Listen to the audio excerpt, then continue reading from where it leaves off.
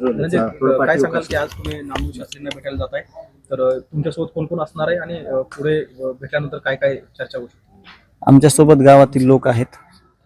माझा पुतण्या विराज देशमुख, वैभवी देशमुख, माझी पुतणी आणि माझा मुलगा सत्यजित देशमुख आणि मी स्वतः, कुटुंबातले एवढे लोक आणि गावकरी आम्ही जात आहोत आता. काय चर्चा होऊ शकते? चर्चा मी इथंच सांगतो काय होणार आहे.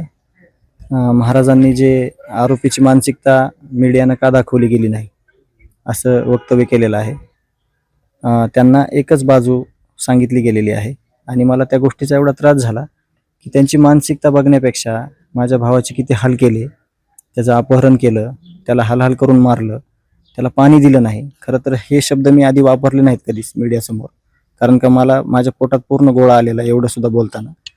माझ्या भावावर खूप प्रेम होतं माझं, सगळ्या पंचक्रोशीला माहिती आहे, सगळ्या गावाला माहिती आहे.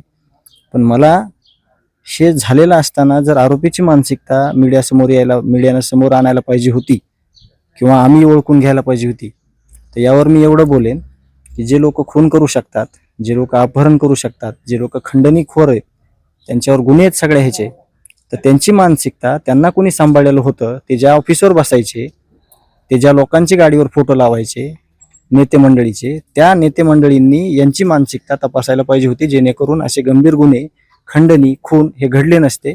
आणि जे सलोख्यानं जे सगळं समृद्ध गाव होतं आमचं, त्या गावाचे प्रमुख संतोष अण्णा देशमुख माझे भाऊ हे आज समाजात असते, वेळीच त्यांना ते काम केलं असतं. तर अत्यंत गंभीर बाब आहे ही.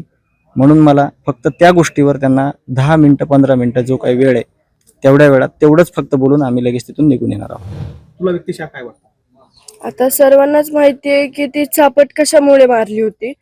कारण की ज्यावेळेस म्हणजे आता गावच्या प्रमुखाचं काम तेच असतं की आपल्या गावावर संकट येऊ नये, म्हणून ज्या दलित बांधवाला वाचवण्यासाठी माझे वडील गेलते, म्हणजे त्या दलित बांधवाची पण त्यामध्ये काही चूक नव्हती. कारण की आता वॉचमॅनचं पण काम तेच आहे की परमिशन शिवाय कोणाला आत पाठवायचं नाही, म्हणून ते बी स्वतः तेच म्हणत होते की तुम्ही मधून परमिशन घेऊन या, नंतर मी तुम्हाला आत पाठवतो. तिथे हाणामार झाली. मग मला एवढंच वाटतं, जर एका चापटीचं मोल जर कोणाचा जीव असेल, तर ज्याचा जीव गेलाय त्याचं मोल काय असेल हा मला आज प्रश्न पडतोय.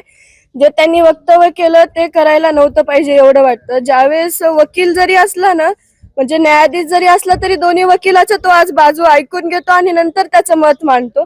मला एवढंच वाटतं त्यांनी म्हणजे आम्हाला समजा ते इथे जरी आले नसते, फक्त त्यांनी आमचं वक्तव्य तरी ऐकून घेतलं पाहिजे की घटना कशामुळे झाली किंवा काय याच्या मागचं कारण आहे, आणि नंतर त्यांनी त्यांचं वक्तव्य करायला हवं होतं.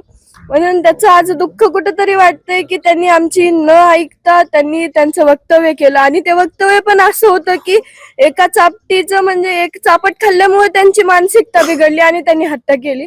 आज आमचे वडील आमच्यात नाहीयेत तर आमची मानसिकता काय असेल, आज आम्ही काय करायचं? आज आमचे वडील नाहीयेत तरी पण आम्ही आज न्याय मागतोय आणि त्याला पण आज इतका वेळ लागतोय आणि त्याच्यामध्ये सुद्धा दुसरे फाटे फुटतात. म्हणून आम्हाला एवढीच मागणी आहे की माझ्या वडिलांना लवकरात लवकर न्याय द्या आणि जे कोणी आरोपी असतील त्याच्यामध्ये कोणीही असेल त्यांना लवकरात लवकर पोलीस प्रशासनाने ताब्यात घ्यावा आणि कठोरात कठोर शिक्षा करावी.